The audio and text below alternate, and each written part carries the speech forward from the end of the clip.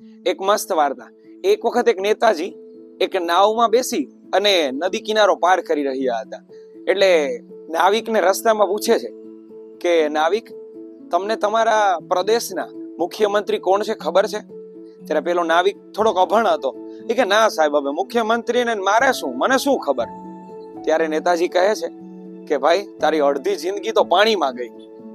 પછી થોડી વાર પછી આગળ ગયા એટલે નેતાજીએ પાછો પ્રશ્ન પૂછ્યો કે તારા તાલુકામાં કોણ પ્રમુખ છે અથવા તો કોણ ત્યાંના મુખ્ય નેતા છે, તને ખબર છે?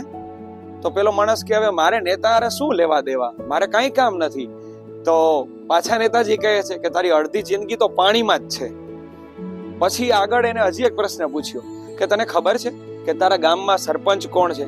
ત્યારે હવે નાવિકનો આ જ જવાબ કે ભાઈ, મારે ને સરપંચને શું લેવા દેવા, એ એનું કામ કરે, હું મારું કામ કરું, એમાં શું.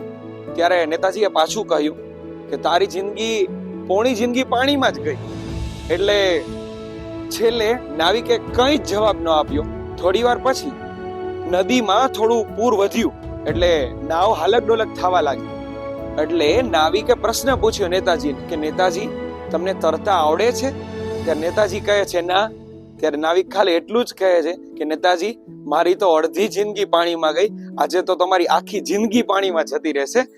તો શીખ, આપણે ગમે તેવું ન બોલીએ, કોઈકને ગમે તેવું બોલીએ. Thank you.